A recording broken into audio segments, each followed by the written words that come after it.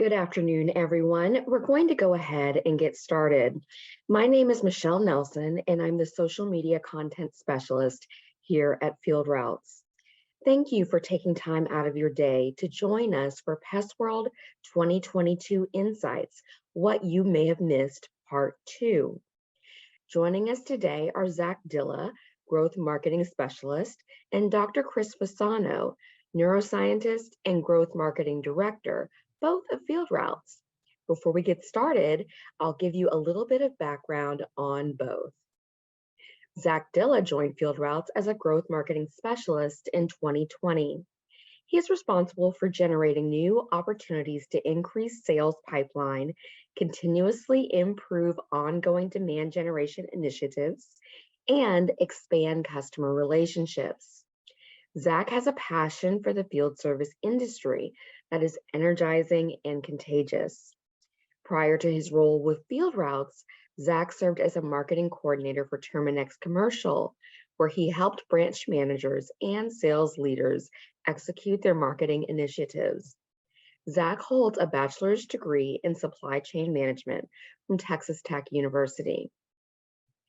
Dr. Chris Fasano is a neuroscientist and growth marketing director with a proven track record of growing businesses and increasing revenue. By using a data-driven approach, Chris has helped companies increase lead volume and quality, track and increase ROI across channels, and boost lifetime value. Chris has extensive experience growing field service businesses, having spent the past 3 years growing them by as much as 50% per year. We want to welcome you, gentlemen. Thanks, Michelle. Thanks for that intro. Appreciate it. Thank you. Good to be here again. What's up, Zach? You ready for this? Yeah, Chris, we're twinning today. We got the same hat on. I know that was not planned, everybody. Not planned. It's just how we roll. Zach and I are like this. Zach is going to lead this. What I'll say quick, Zach, is, and we talked about this yesterday, Zach's going to take us through sort of the second half. We did a part one of some insights that we learned, and there'll be a common theme here, as you'll see some of this information, in particular around sales and things like that. And what I just want to point out is, Zach's going to go through what he learned about these topics. But if anybody has any questions related to the topic in itself, but not necessarily, related to maybe something at PestWorld, but just related to the topic of sales and closing sales and leads and things like that, we're happy to, at least I know Zach too, myself, we're very familiar with this and obviously can answer questions regarding that as well. So I just wanted to put that out there, right? We're going to go through some information we learned at PestWorld, but the broader topics, if anyone has any questions related to those, we're happy to answer what we know and help out there as well. That is true. I think it keeps sharing my other screen. No, you got it. It's Does there. It say PestWorld Insights? You got it. Okay, perfect. Good deal. Awesome. So yes, thanks for that, Chris. And I will click next slide. We should get going. Okay, awesome.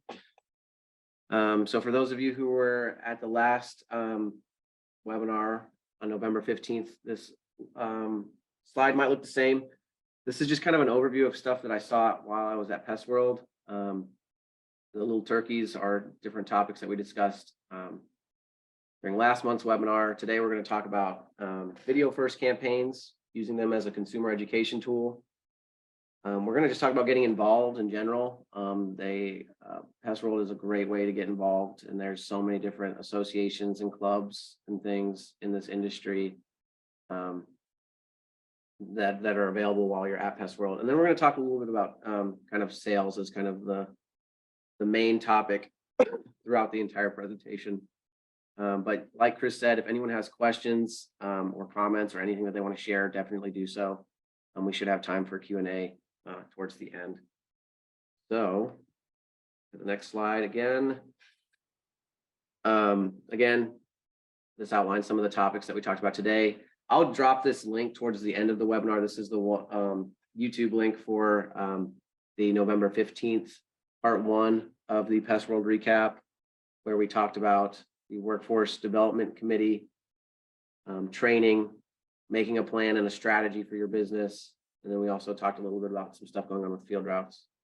But again, today we're going to talk primarily about sales, getting involved. And then there was a session about using video first, or using video campaigns. We'll keep on going. I want to give credit to the different people who led these sessions that I attended when I was at PestWorld. So Cindy Mans with NPMA was involved in the video first campaigns. Why did you lose the sale? That was presented by Carl Blair with Rose Pest Solutions. Tips, tricks, and approaches for successful inside sales. That was from Scott Broadus over at Hawks Pest Services. And then anyone can be a salesperson, savvy sales tips for your technicians and office staff. That was from Jeffrey Kind with the Pest Rangers. All right, so this first slide, just some photos of all the different stuff that either myself or different team members at FieldRoutes did while they were at PestWorld. If anyone who's watching today has never been to a PestWorld, I highly encourage you to go. It is, if you've been in the industry for any period of time at all and you enjoy the industry, you like it.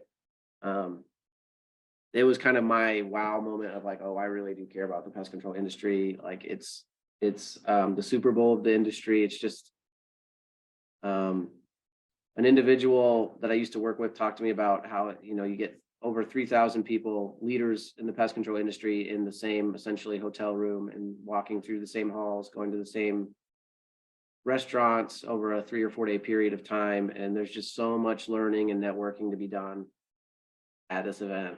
It's pretty incredible. So I'll go over a few of these photos. So this is a lot of the FieldRoutes marketing team, some of our additional team members. They were at the Professional Women in Pest Management breakfast. We had that one day that FieldRoutes sponsored for that association in NPMA. And it was a great event. We gave out a few goodies, but it was really great to just see women in the industry, men and women in the industry, join us for that breakfast. Picture below it, Pest Vets, that was the council meeting. I'm way here on the left. That was a really cool group as well. I'm actually wearing a Pest Vets t-shirt today.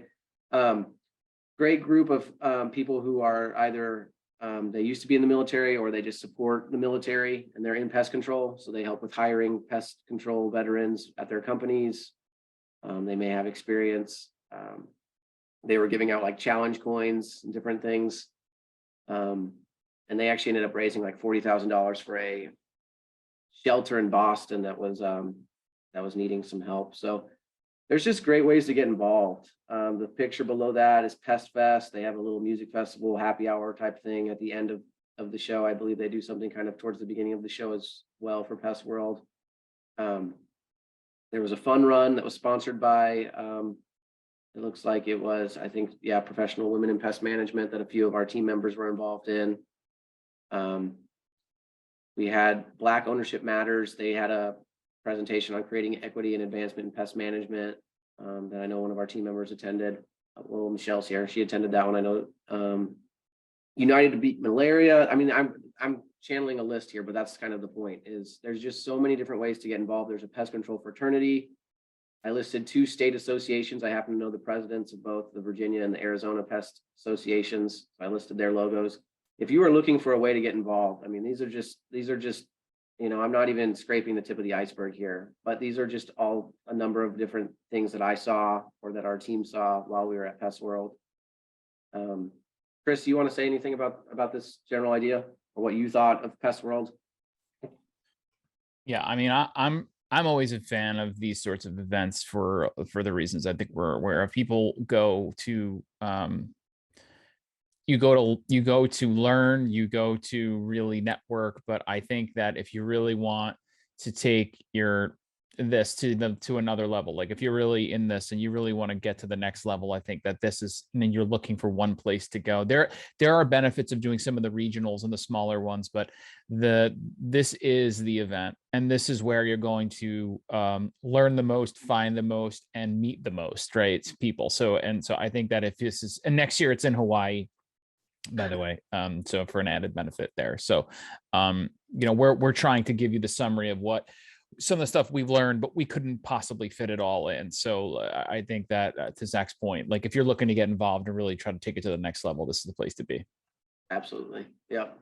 Professional Pest Management Alliance, that was a really cool one that I know. I'm not specifically involved in that group, but it was cool just listening to other pest control operators, owners, operators talk about how that's helped them advance their business. So that's one that I would recommend an owner looking into.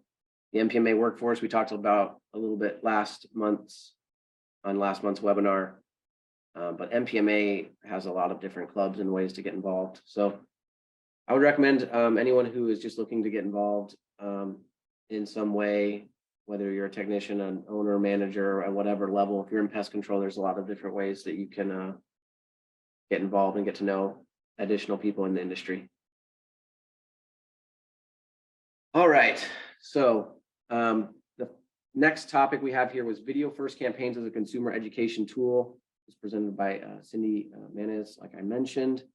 The main idea around this presentation was that MPMA and additional associations are working on creative assets that if you're an MPMA member, or you even just visit pestworld.org/videos, like I have listed up above here, they have really neat videos that are essentially they're trying to get people to use in the industry, whether it's for their social media strategy, you're wanting to, I don't know, maybe you have a monthly newsletter to your customers and you're wanting to inform them about, if it's getting close to termite season, you might want to send them.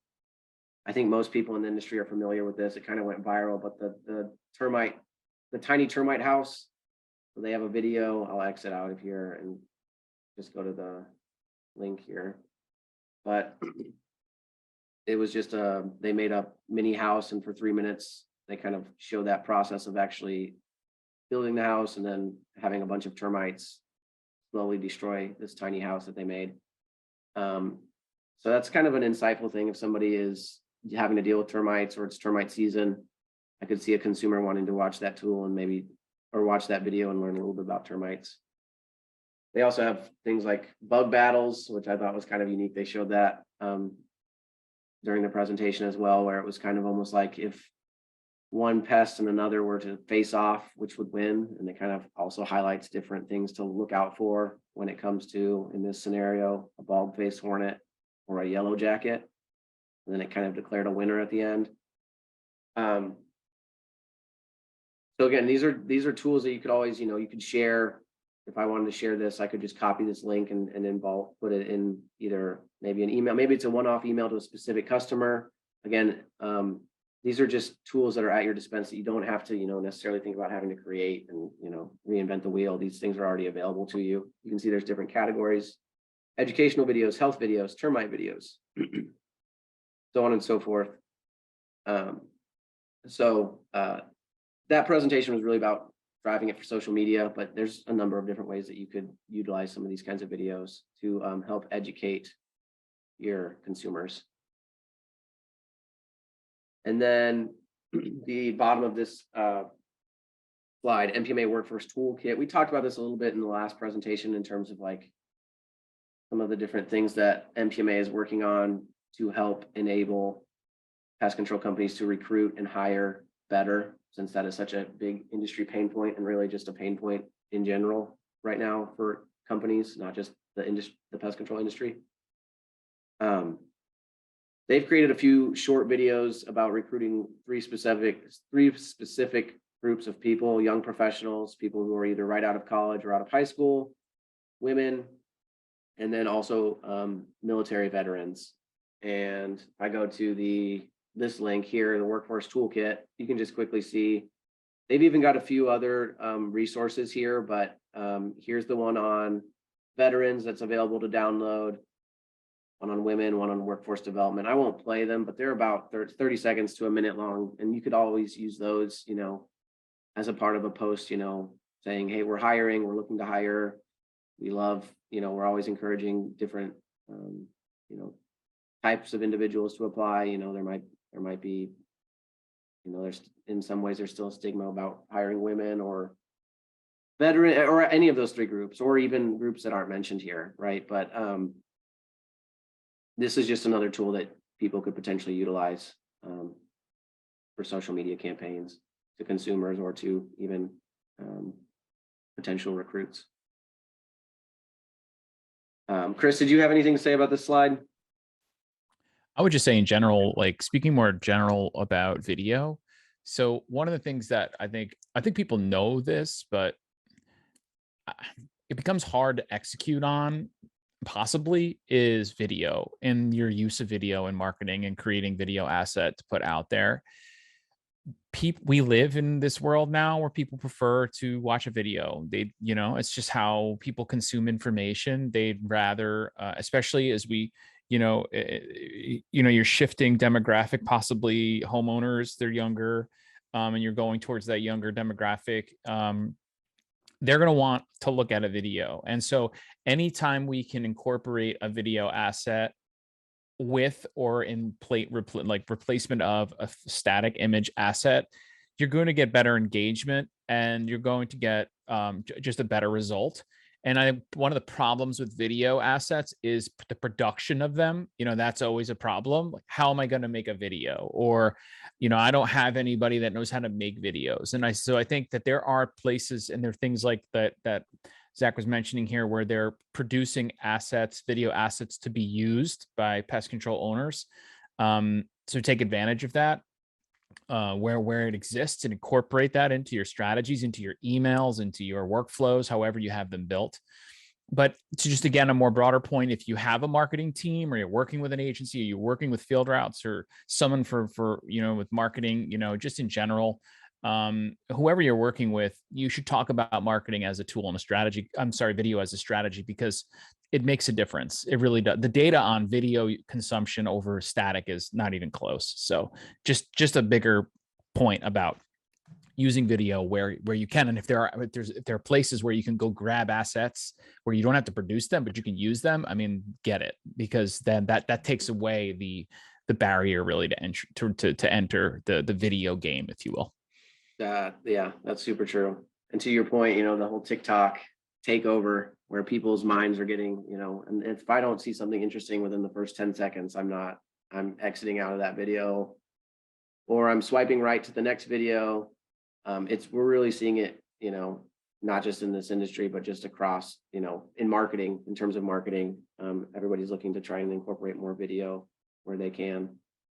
So definitely encourage companies to look into doing that if they aren't already incorporating video. All right, so the next presentation, why did you lose the sale? This was presented by Carl Baer with Rose Pest Solutions. Really insightful presentation. I enjoyed it a lot. So he started out talking about a few reasons why you might lose a sale. One of the first reasons, right, disagreeing with your customers, whether you're doing it implicitly or explicitly. If I am a homeowner and Chris is a technician trying to sell me pest control, if he comes in and immediately starts disagreeing with me about or telling me how I'm wrong, Chris, good luck getting that sale. Like, it's just not going to happen. Yeah. Another reason that you might lose a sale is you didn't follow up. Carl shared he shared, based on some research, that 80% of sales are made after the 5th point of contact, which I thought was pretty insightful. I wouldn't have guessed it took, the 5th point of contact, but I could see how, oftentimes, especially like with commercial, it could take way more than 5 points of contact to actually make a sale. So, you gotta have a good system in place where you're following up, whether that's via email, check-in every quarter, whatever the case may be, with your prospects or even with your active customers. Hey, so like shameless plug here, because like this is where software helps you. You know what I'm saying? Yeah. And like, this is not what this is intended for, but like, this is, you're talking to somebody too, that used to market for pest control companies. Right. So one of the things that I know is that it is very difficult to have a strict follow-up process in like an Excel sheet. you know, and like it's hard, especially if you want to grow and scale.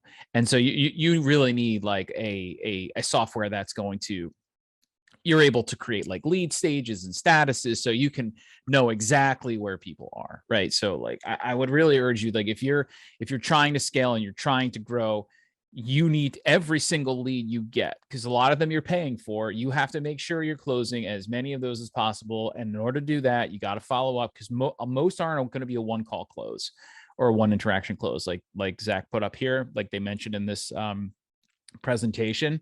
So, you know, if you don't have a software like FieldRoutes where you can look at that, you can generate your lead stages and you can look at it all in one like nice place, I really urge you to consider looking at that because it makes such a big difference. So I just, it really matters, because you're going to have to follow up. You're going to have to suggest that you're going to get leads and close them like that is just not realistic. There'll be a couple that will close right away, right? But majority will not. So just wanted to throw that in there. Yep, that's good insight. Another reason you may lose the sale is you're not listening. A lot of different salespeople will start the conversation and just kind of run with it without ever hearing the prospect or customer's pain points. So if Chris is at my door and he just starts talking about how he saw a rat or whatever, and he never lets me tell him what I see, or, you know, the problems that I'm noticing, you know, I'm less likely to you know, work with Chris going forward, right? If he's not even hardly listening to what I have to say. And a lot of times they will give you, you know, the customer will give you that path to where if you let them drive the conversation, they will sooner get, you know, you will sooner get a yes from that customer than you otherwise would. The process is just not easy enough. If you're making them, you know, you're walking out with 3 different contracts that you're asking them to sign, and you don't have, you know, a quarterly, you know, billing process, or there's just, you know, a number of different scenarios where it could seem like it's too much, right? And then they may not close either. And then one other good note here, match body language. So maybe I'm really interested. I'm just super busy right now. I've got kids running around in the house. I'm on the phone. I'm busy with work. If you call me tomorrow, I should have time to talk with you about my rodent problem then. You know, if that seems to be the way that the customer is driving the conversation, respect that, and, you know, say, okay, I'll follow up with you the following day or whenever it's most convenient for you. But then you have to follow up. And you have to follow up. That's where the follow-up is. See, that's exactly right. Yeah. 80% of sales are made after the 5th point of contact, Chris. I wouldn't have thought it was that many points of contact, but right. Right. That surprised me also. But I can totally see how that could be. You know, you're going to get some price shoppers, you're going to get some busy things, you're going to get some stuff, but regardless if it's the 3rd, 4th, or 5th, the point is listen, respect what's going on, but the follow-up is key, like always key. A few different types of objections that people in pest control oftentimes hear. Price is too high. You know, there's things, you know, we have a tip sheet out there about psychological pricing, and just even positioning it as $150 over the course of 3 months. That could sound like a lot, but if it's, Chris, I'm just going to charge you $50 a month. In some ways, people will be more receptive to that than they would be to the $150, paying that all at one time. Others might not. Others might actually prefer the paying it once a quarter. And unavailable third party. This is definitely big in commercial. I could see it being big in residential too. Hey, my husband isn't home. Hey, the facilities manager's not here today. He's not going to be here all week. You really like, I see the rodent problem, but I'm not the right person to talk to. Like that's not in my job description. So, and then you never go in for the close. You might have a great conversation with that person, strike up a great conversation, but you never actually go in for the close. And then you just end up kind of walking away without ever even attempting to make the sale. So these are just a few different types of objections. The rest of the presentation, Carl kind of went over ways you can close, types of closes, which I thought was pretty neat. I hadn't heard of Zach, all can of I these. talk up something about the price thing for 1 second? So I spent a lot of time listening to phone call after phone call after phone call of homeowners and whether it's technicians or sales people on the phone selling plans or selling services. And I'm just going to give a little bit of insight of what I learned there. So first thing I've learned is that a lot of times when someone's about to tell you, if I'm on the phone and Zach's calling me, or Zach has a problem with rodents in his house and I'm on the phone with Zach, and I tell him about all of these great things and what we can do with our service. And then it's time for me to tell him the price.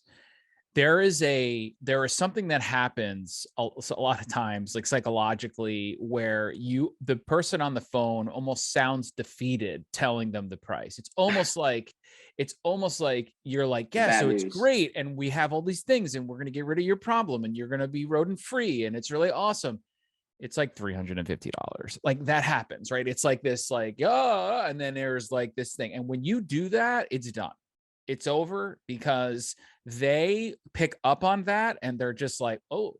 So what I've always tried to teach in these calls and these consulting calls is that you want to make this like, you need this, like, it's, no problem. Like, there's rodents in your house. This is what we do. We're going to get rid of them for you. We're going to take care of that problem.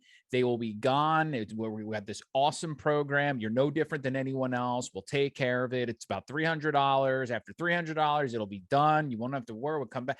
You just sort of like, you keep the same tone, like, tone matters. And that's it. They're like, okay, great. So like, obviously not everyone is going to be like that. Okay, great. But if you pause and have a deflation, like in your tone after the greatness of the service and then the price, you're going to see a lot more price objections. That's the first thing. And then the second tip we've learned is that I would never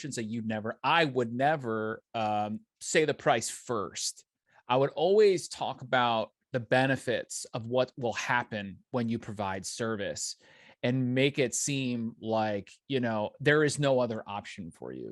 It's not a matter of like, if, it's when, like, you got them out, there's mice in your basement, which probably means that they're going to be in your basement, right? Like once they're there, they're going to be there. They're going to keep coming back. So you have a problem. It might not be that big, but it's a problem. And so we're going to have to fix it for you. So we might as well do it now before it becomes a bigger problem. We have this great solution for you, blah, blah, blah, blah, blah, blah. It's about $300 and it'll be gone. I would always lead with the benefit, represent the problem. I think Zach's going to talk about that a little bit on the close on the next thing, and then hit them with the price. I would never say, okay, so this is going to cost you $300 and here's what you get. I wouldn't do that because the only thing your brain hears is $300. So I would flip it on them and do it that way. So those are my nuggets of just from being in this game on price. And I think now the next part of this, Zach's going to go through some really cool sort of closing situations that can help close the deal. Yeah. Just to echo that too, tone really does matter. I mean, there are times when I will buy something from someone who they have the right personality. Like I don't even hardly need the product, or maybe I kind of do, but like I'm on the fence. But I get wowed by the rep. And I'm like, you know what? Sure. Yeah. It's like Shark Tank, right? Mark Cuban or whoever will be like, hey, I don't really care about this business, but I really like this individual. Like that happens even on a smaller scale. And it can happen in pest control too, where somebody, like even talking with one of our customers in pest control, they do door to door, and he will tell his reps, hey, personally, I will respect somebody who comes up and knocks on my door because that's a hard thing to do. So I will listen to them. And then if, they can, shave a few dollars off my price, or they seem like somebody who I'd want to be my account rep, why wouldn't I sign up? So that's something to kind of keep in mind as well as we go into these types of closes, and kind of like what Chris was alluding to earlier. So the first one is alternate of choice close. So a way that you could kind of close, if I'm talking with Chris, I'll offer him two options to solve your problem. Recap option A is this, and that. Option B is this, this, and that. Which of the options do you think would be the best for you and your family or you and your business? And then let Chris decide what option he thinks makes the most sense. Or maybe it's a hybrid of the two options, right? Just giving that flexibility can enable Chris to provide feedback, or maybe there's some little hang up point that he otherwise wouldn't bring up or wouldn't want to bring up. But that's one option. Next option is summary close, aka the momentum close. Chris, I have put together a program for you, and the investment is only X dollars per year, $300 per year, probably more than that. But let me tell you what you get this program. You're going to get A, B, C, D, E, F, G, H, I, J, K, L, M, N, O, P. Like almost setting it up to where you're building all this momentum. Here's all the features that you're getting, right? So all I need in order for you to get all these great features, I just need your signature. I need you to sign, and we can get going. We can get this. Yeah, program I like that method, and I like to put do that and then the price last, or somewhere within the middle towards the end, like and stay upbeat with it, so you're not sounding so defeated when you bring up the price. Yeah. I also before I forget this, this is like, I used to recommend this as a sort of like, it's like picking at like a pain, but like that's sales, right? Is that no one wants pests in their house. They don't want that. You're never going to find somebody like, nah, I'm good with the rodents in my house. It's fine. I mean, maybe you'll have a couple say that, and they're not for you then, clearly. But like, to reiterate the problem, and maybe Zach, this is one of these closes. I'm not sure if this is like part of the summary close. It's just like, yeah, you have mice in your basement. It's a problem. No one wants to hear that. No one wants to hear that, right? Like, oh man, like if let's say you came to my house and then I had to tell my wife, like, yeah, we have a problem, mice in the basement. She would get on the phone with you and immediately close the deal. Like, no one wants that. So you have a business that is, dealing with a problem that is very touchy and very sensitive, and no one wants it. So it's okay to reiterate the problem and not make the person feel bad, like it's your fault you have the rodent problem. Right. But everybody has rodent problems. You can even, one of the things I used to tell them is to say, like, we have it at my house too, because I'm a pest control guy, and even I have a rodent problem, right? So it's like, oh, really? So it's a drought. They're all over the place. You don't want to make them feel like it's because of you and the way you are.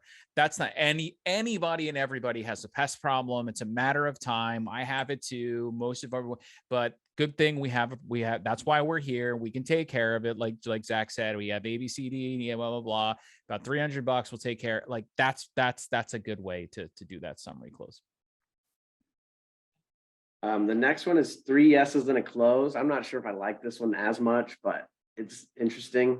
It's something that, these are all different tools that you can choose which ones you want to put in your toolkit, but it could be positioned as, Chris, do you trust our brand? Let's say I work for, FieldRoutes is doing pest control. Do you trust the FieldRoutes brand? Let's assume Chris says yes. Do you feel like, I'm a good account manager, based on our 20-minute conversation going back and forth? Yes. Did you like the discount that you would be paying if you sign up for a full year up front? Yes. So 3 yeses. Great. So now I just need your signature and we can keep moving, right? So it's like you're reinforcing things that based on the conversation Chris or the customer has already basically hinted at. You ask those 3 questions towards the follow-up. And when Chris knows that he's going to say yes to all 3 of them. This isn't my favorite either, Zach. No. You know why? Because they have to say yes to all 3. What if they say no? Right. There's that. And also it's very salesy. This is a very salesy type approach. So if you have a really good sales team, salesperson who can not make this sound so like, do you like me? Yes. Mm-hmm. Do you like us? Yes. Like if you have a really good salesperson who can sort of be, very schmoozy and salesy, this might work. So this might not be for everybody. But because like, no, I don't like you, sir. Please get off. That's what you wouldn't want to happen here. But I understand the method. The next one is the lock close. Chris, we put together a comprehensive program for you. It's going to solve all of your pest issues. Your program includes A, B, and C. The investment is only X dollars per quarter or per month. Can you think of any reason not to get started? Or can you think of it, do you have any hesitations? Right? So you're kind of setting that lock. And if Chris is slow to answer, hopefully, okay, so one of two things happens. Either he's slow to answer or doesn't have anything, in which case it's like, all right, let's proceed. Let's go ahead and sign it. Or he would share any apprehension, any reason that he is not sure, in which case you could kind of tie it back and try and reinforce, hey, actually, I understand what you're saying here with your pain point, what you're worried about, but we can take care of that with X, Y, and Z. That's the lock close. Assumptive close, this is probably my least favorite, but it's bold, right? It's all right, Chris. So based on your inspection, I found a perfect solution for you. It's got A, B, C, D, E, F, G. It's only going to cost you this much per quarter. Silence. Wait to see if Chris says anything. If Chris doesn't say anything, will you be using credit card or check to pay today? Silence. And just wait for them to answer. You can't break though. That's what Carl mentioned in the presentation. You can't be the first to break. You have to make them break. It's like embrace the awkwardness. And I was like, man, that would be a tough one. If I was a salesperson, I would have a tough time doing that.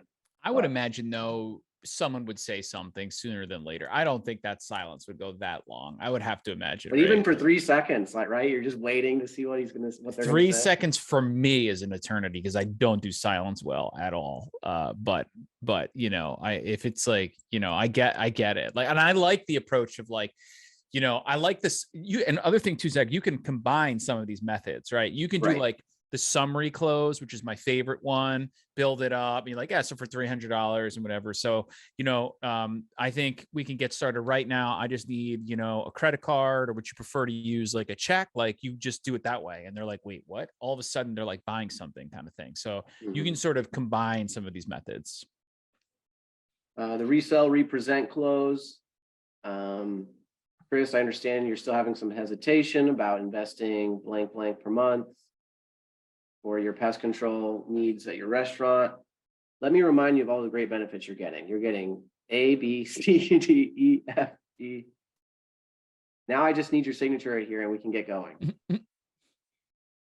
And then his presentation mentions, wow, you're right. We really do get a lot of value for the money.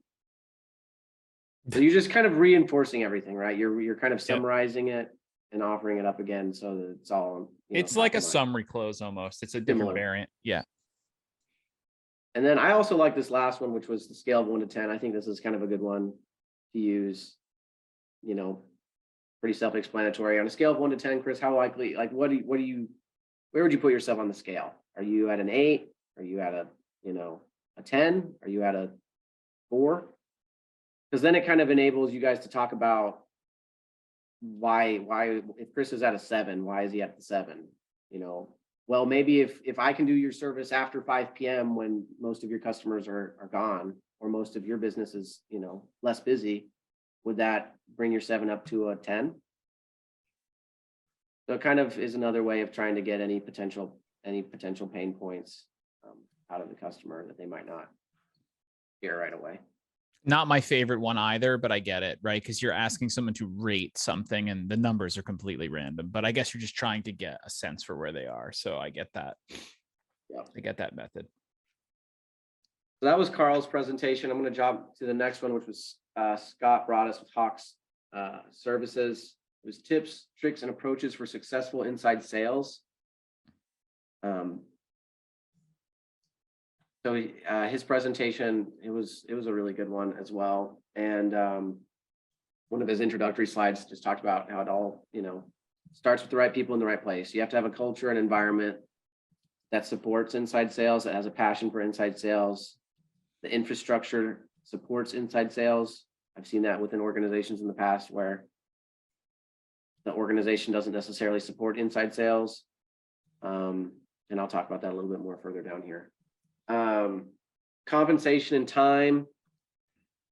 awards of excellence, right? So there can be bonuses, mid-year bonuses. You could have competitions within your inside sales team where everyone's kind of competing for the top spot. You know, top spot gets an extra $500 or gets a, you know, day off, whatever that competition is. But most people in sales are pretty competitive and driven that way. So those tend to work. I think their program is called Beast Mode, which is why I have the hashtag Beast Mode there, where they're giving away a 4-wheeler every so often, a trip to wherever for their top sales guys. I follow Scott on LinkedIn, and he even shares, you know, at the end of a month, or maybe it's the end of each quarter, he does like a hype video that kind of highlights the 5 top sales guys. And Hawks is a pretty big company, so they'll have, I don't know how many branches, more than 5 or 10, but they'll kind of do like the last one I saw was like Hulk, and it's like got this cool music, and then at the very end it shows like the 5 top names of the sales guys, like one's in San Diego, one's in Oklahoma City, one's in these different locations. So that's kind of fun, right? It gets everybody involved. It's exciting to see. Like if my name was on the top of that list, I would want to share that, right? I'd be proud of it. So it's cool that they're doing those sort of things to incentivize their inside sales team.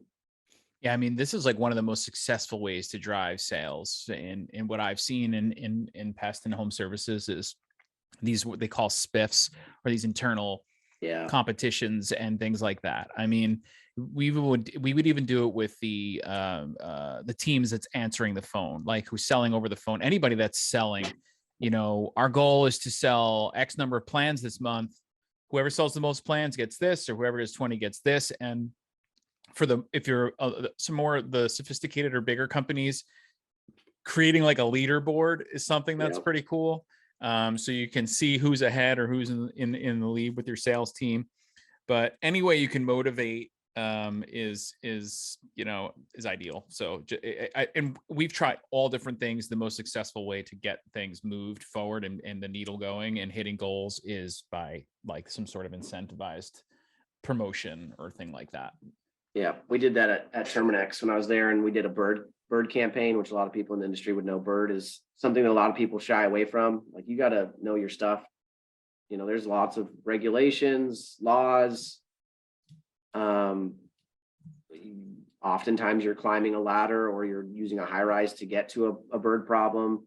But we kind of did a combination of where we were training people on bird and incentivizing people to learn how to better do bird work. And then we were also doing the same thing here, where we were rewarding people who had the top sales. You know, if a branch had the best sales in bird that month, they got acknowledgement and some prize or something. So something to think about. Resources to support inside sales. Ensure what is sold can be serviced. This is huge. You don't want to sell something that you can't service, right? You don't want to overpromise and underdeliver in any business. And it can go multiple ways, where, you know, maybe you're selling something and you sell it for too cheap of a price to where the margin is not good, or it might even be negative. That's bad.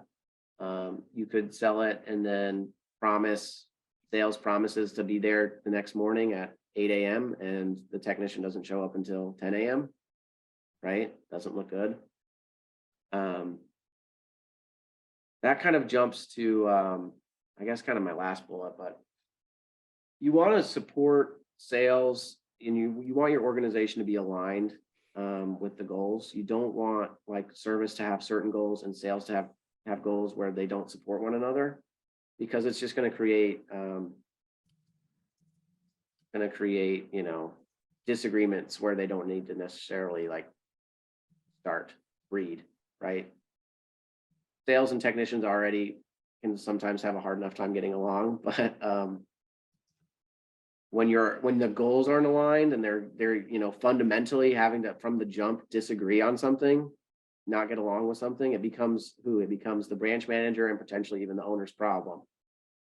So the way you can, not have those problems is just from the jump being transparent and setting goals that make sense for everyone involved on your team. Making pricing clear and easy to understand, visible. think Hawks was talking about how their pricing is pretty easy to understand. I think they share it on their website. They're pretty transparent about what they charge and why they charge it and the different services they offer. One thing I'd add here is you don't want to make your service offering too complicated. I know we do, like with our marketing suite, we have the buy online option, and that's been something that a few people, when they try it, they might try and have like 8 different offerings, right, Chris? If I'm shopping and I could get overwhelmed by just having too many choices. You don't want to necessarily have too many choices to where I don't know what to pick. Like, oh, I have a pest control problem, but do I pick problem A, B, C, D, E, or F? Yeah, choice is not good.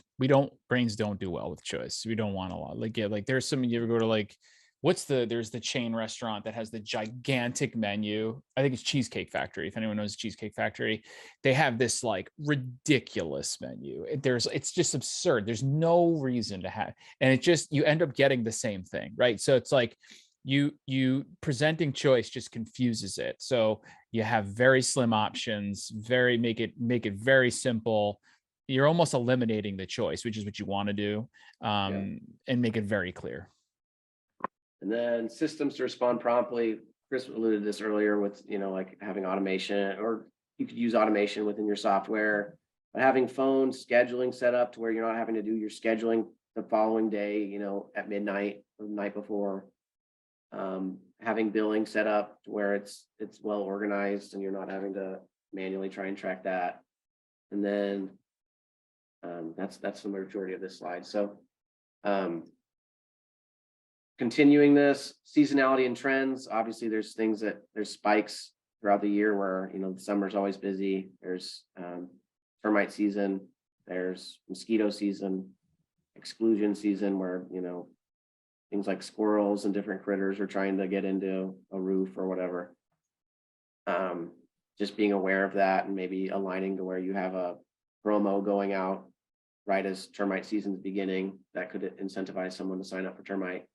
Training and education, that's huge. You got to have a good training and education system. If I'm a new employee, I want to have training that supports me and, have a pretty clear understanding of what I'm trying to do. It's not great. I know it happens, but it's not great when I get hired and then the very next day I'm going out and kind of faking it till I make it, pretending like I know what I'm doing when I might have little to no experience if I'm a brand new employee. Establish metrics and measure them, and then analyze data. Chris, do you want to talk about this at all a little bit? Yeah. So just looking at the time just to make sure, because I can talk about this too long. So I'll keep it short. So you have to be actionable really in this game, right? You need to know what you want to do next. And the only way to do that is to make sure you have the data to tell you, right? So it's like tracking the key metrics, like what are my leads coming in? How many leads do I have? What's my closing rate? How many plans? How much is it recurring? All of those different metrics that mean the most to your business. What is my retention rate? What is my lifetime value? How much does it cost for me to get a customer? All of those things you should have and make available to you very easily. And so there are softwares that do this very, very easily. FieldRoutes, just to say, again, this is not, and I'm telling you, I've been in a lot of softwares in this game. And this one did it the easiest. And the dashboarding system, both for operations and also for marketing, we have this compass for anyone that's using our marketing services that basically will tie everything back in and give you lead to sale data, right? So it's going to tell you what's your cost per lead, what's your cost per acquisition, and it's going to pull that right from your data and show it to you right there on a one-click button. That's very rare that you can get something that integrated and work that well, but you don't really know. Everybody knows where they want to go, have an idea. I want to get to here. I want to grow by 25%. I want to grow by 30%. I want to grow by 10%. I want to do X, Y, and Z. Great. How are you going to get there depends on the information you have. So you're going to need to have really nice, strong data that you can look at, adjust your plan and strategy to help you get to the goal. So if you're not tracking metrics, you should start. If you don't know how, you can talk with somebody, talk to someone from our team and they can show you how software can help you do that a little more easily. And then, analyzing the data. It doesn't have to be analysts and like an analyst's analyzation kind of thing where you have people running. It's not that. It's just picking simple metrics and making sure you're tracking them on a daily basis. And like I said, like benefit of FieldRoutes is out of the box for our ops software, our dashboard has a lot of these things kind of there for you. So that it eliminates the guesswork of like, what do I need to look at and how do I do it? It's kind of there out of the box. So that's just another thing, but know what you want in order to, otherwise you're not going to be able to get where you want to go. All right, last slide. And I apologize. I think earlier I might have put Jeffrey King's name as Jeffrey Kind. This is Jeffrey King with the Pest Rangers. Anyone can be a salesperson, savvy sales tips for techs. I'll go through this one a little bit quick. The notion was he had, with his own experience, had hired a salesperson, and he wasn't pushing as many sales as he initially thought he would.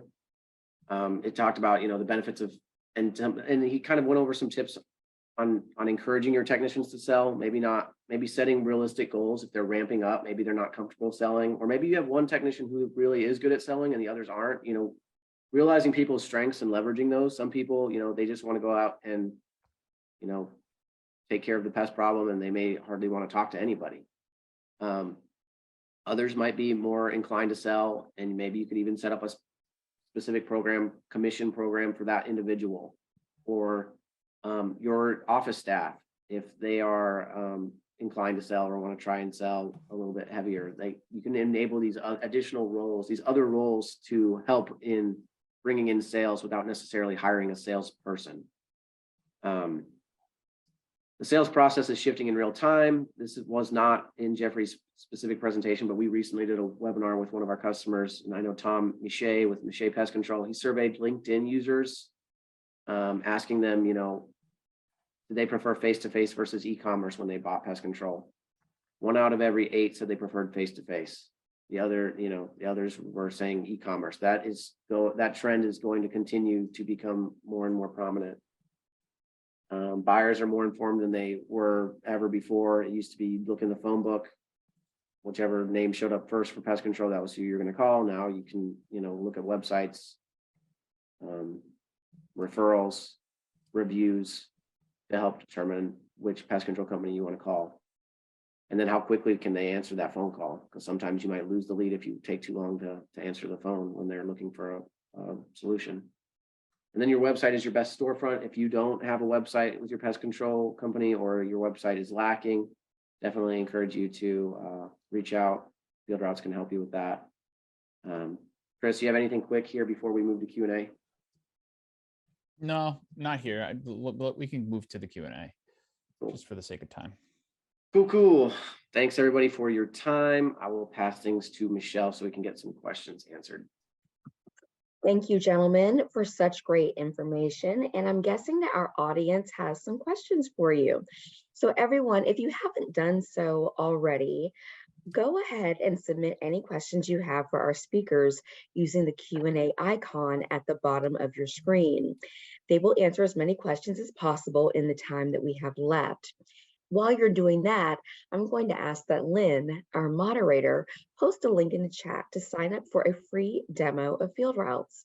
For anyone who is not already a FieldRoutes customer, this is a great opportunity to experience our operations and our marketing suites firsthand. All right, so our first question is, what is the ideal door knocking time of the day? That's a good question. I would say we always say 4 to 6:30, 4 to 7. Like, you don't want to go too early. No one will be home. And you don't want to do it too late because you don't want to annoy people during dinner when they're done with work and they're relaxed. Like I had a pest control company knock at like almost 9. And I literally opened the door and it was a pest control company. And I was like, what are you doing? That's what I said to him. Like, what are you doing? And he's like, so yeah, I feel like this is the best time. I'm like, it's not. This isn't going to work for you if you're knocking at 9.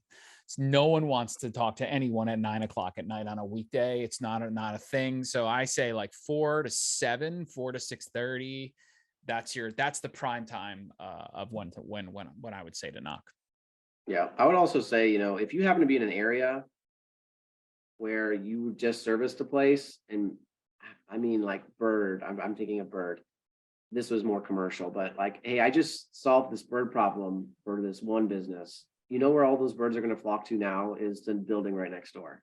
So he would go and immediately proceed to talk with that next business. He's like, hey, do you see all those bird spikes that I just set up at that business across the street? Like, I can do that for you as well, so that all these birds that are flying around don't just land right on your, doorstop next. So you can also do it when it's most ideal for you. There's route density, obviously, is a huge thing.